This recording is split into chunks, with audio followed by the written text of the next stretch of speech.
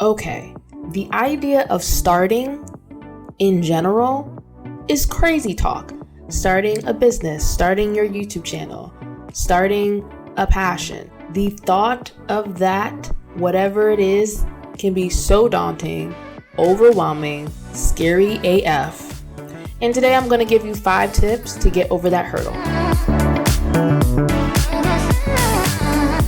Hi, my name is Brianna Régine. I am a brand growth strategist. I also am the founder and CEO of Brianna Régine Visionary Consulting, and you are tuned into the Brand Unveiled podcast. Today, we are going to be talking about 5 ways that you can start your thing, whatever your thing may be. Starting is daunting, overwhelming, scary as hell, and sometimes you can't even wrap your mind around what first step do you take. Like literally you're stuck in quicksand, like stuck on stupid. You're just like, what do I do? Well, I'm gonna break it down for you. And hopefully after you watch this video or listen to this episode, you'll have a better sense of how to get unstuck from your situation and do the damn thing. Okay? All right, let's get into it. The very first step that you want to take, it may seem silly, but honestly, it works every single time I give this suggestion to my mentees or even my clients, and that is write down your ideas. You need to get it out of your head, out of your cabeza. Is that how you say head in Spanish? Get it out of your medulla oblongata, whatever, however it's said. Okay, I'm not a scientist, and biology, I did okay, but whatever. You want to get it out of your head and you want to put it down on paper. Whenever you write something down, your brain processes it a lot better. You process it a lot better. Think about it. When you're in school and they're like, take notes, write this down. Not the po-po.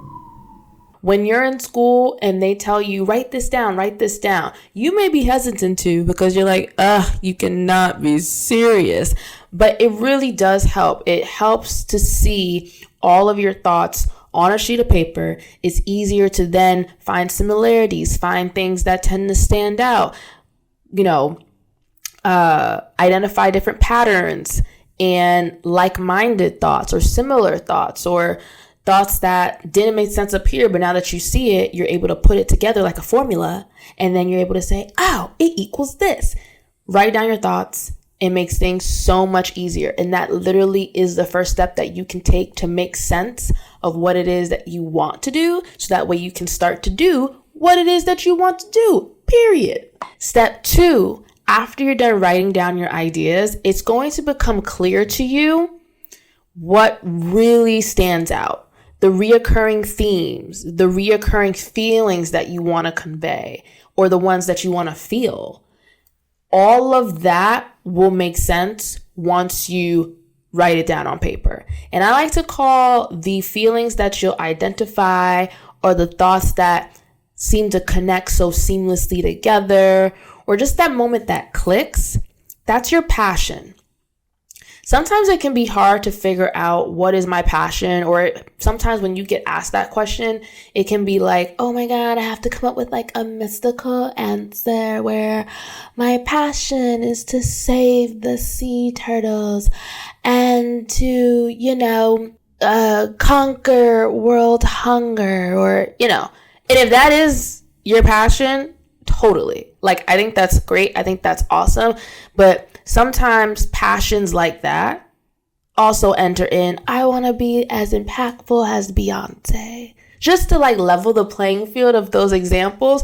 Those are some really huge passions, or I should say goals, that are big. And they're not impossible. It's just really big. And it's really hard to grasp exactly what to do to get to that step, or more importantly, what is the center of that big goal that's going to keep you going on your path, right?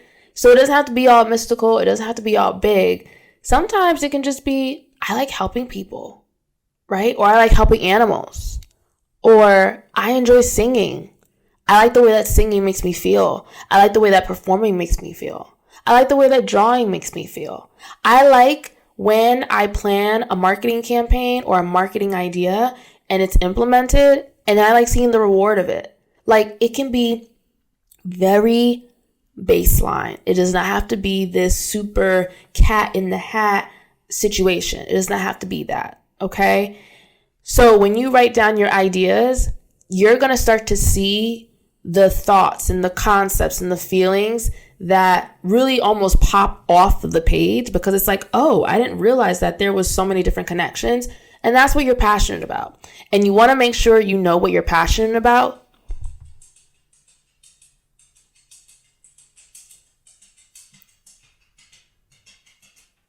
Have a dog, they said. It'd be fun, they said. You want to make sure you know what you're passionate about, because your passion is where your why comes from. And your why is what's going to sustain you on your journey whenever you start your thing. The third tip is you want to create SMART goals. So this is a concept. I don't know who came up with it. Actually, let me look it up real fast. Let's see where that comes from. Who invented SMART goals? Okay, so according to the Google, SMART goals was developed by George Duran, Arthur Miller, and James Cunningham. George Duran, particularly, is a consultant and former director of corporate planning for Washington Water Power Company. And they published a paper called There's a Smart Way to Write Management's Goals and Objectives. So it is a method that has existed forever. 1981, that's when the article was published. And essentially, it allows you to really hone into what it is you're trying to achieve and get intentional about the steps it'll take to reach that goal. So the S stands for specific. The M stands for measurable. The A stands for attainable or achievable. R stands for realistic or relevant. And the T stands for timely. And depending on where you look, you have different variations of synonymous words that may be used along the acronym. But essentially, with the SMART goal method, you'll be able to really pin down your goal to the exact date you want to achieve it, to the exact measurement tactics that you're going to use to see if you're on path to achieving the goal. You're actually going to assess your resources and, your bandwidth to even achieve the goal. Then you're going to be able to say, okay, wait, with the resources in mind, is this even realistic?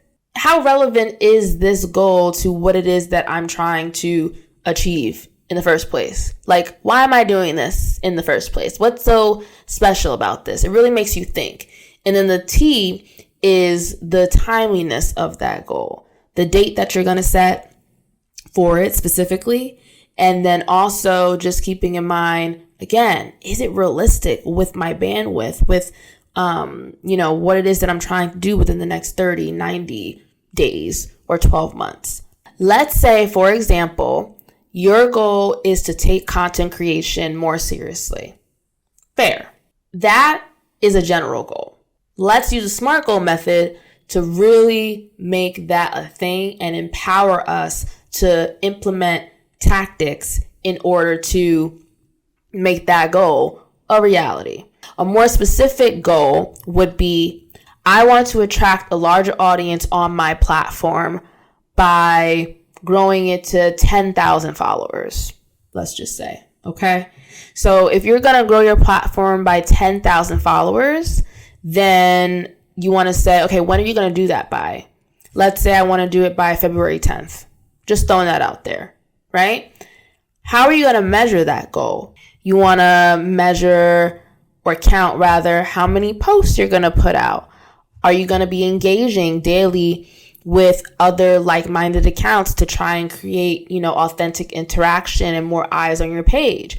Are you going to post stuff on your story and cross promote? Are you going to do any Instagram lives to get more eyes? And then are you going to track how many new visits come to your page, how many folks engage with your page, what are the quality of those engagements? Are they bots? Are they real people? How many people actually followed you? Did you lose any followers? Did they click your link in your bio to learn more information about you? Like the measurement tactics or the key performance indicators, aka KPIs, are like not exhaustive. It all depends on whatever that specific goal is and what it is that you're truly looking for. But you want to make sure you have an idea of what your KPIs are so you can track if you're going to meet your goal by February 10th or if you're not. Then, is it achievable, right? I have an Instagram account. I post already pretty consistently. I kind of have an idea of what kind of content works well because I post consistently, and I'm able to monitor what kinds of posts do well versus the ones that don't. I also have done my due diligence to see what the market is receptive to. So yes, because of this knowledge and because of the platform that I already have, I have my scheduling tools. I design my stuff in Canva. It doesn't cost me a lot of money. I have a video editor. Like, I have resources to make it happen. And also too, what I should say in this process of deciding if it's achievable or attainable, you can add a layer for this particular example about the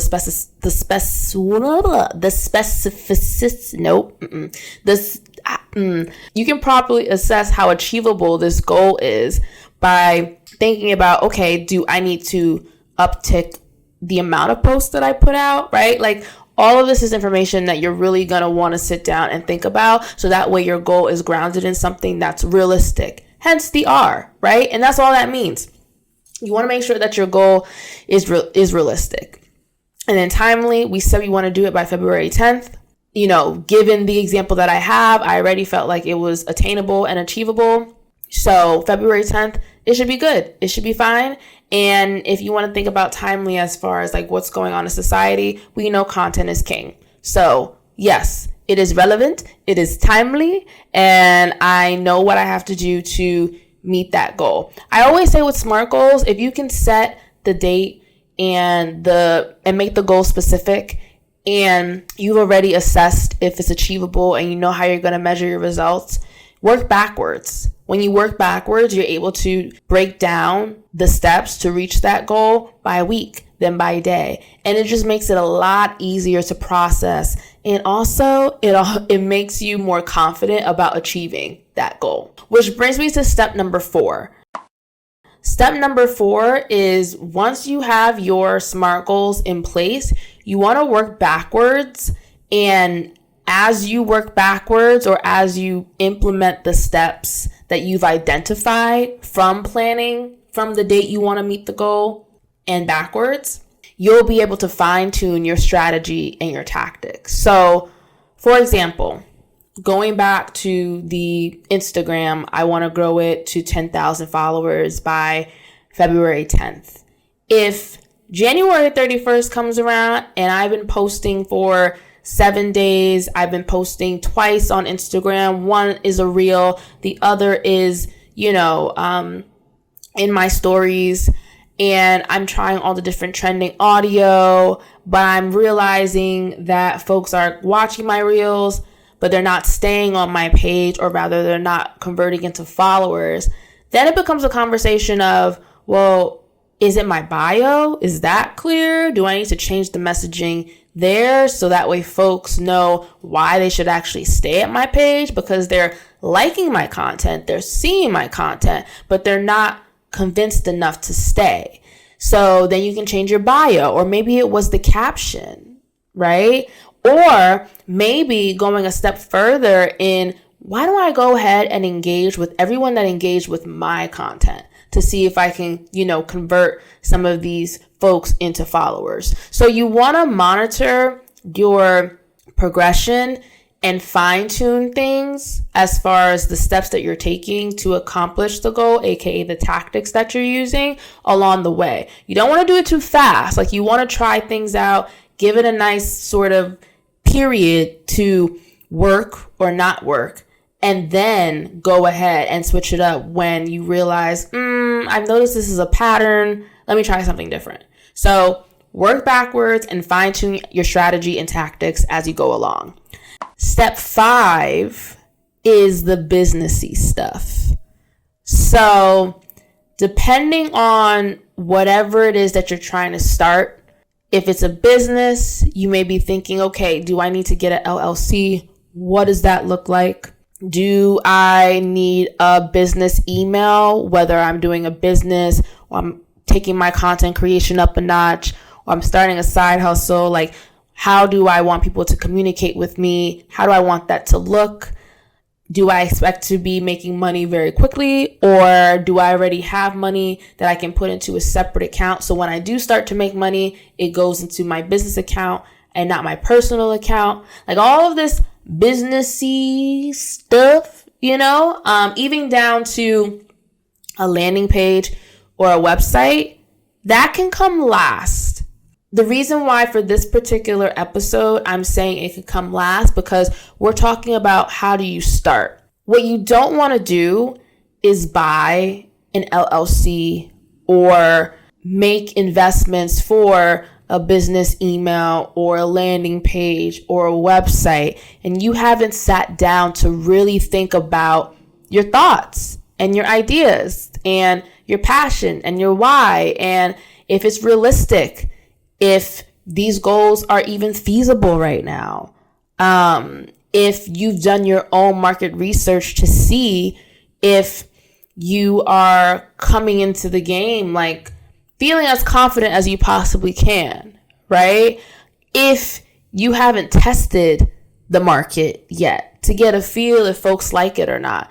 Getting the LLC, getting the business email, getting the website, all those can be the very last step when you're just trying to get to a point of starting. Starting is the hardest part. And starting should be the phase where you are in your creative zone, in your creative element. You shouldn't necessarily be worrying about the businessy stuff yet.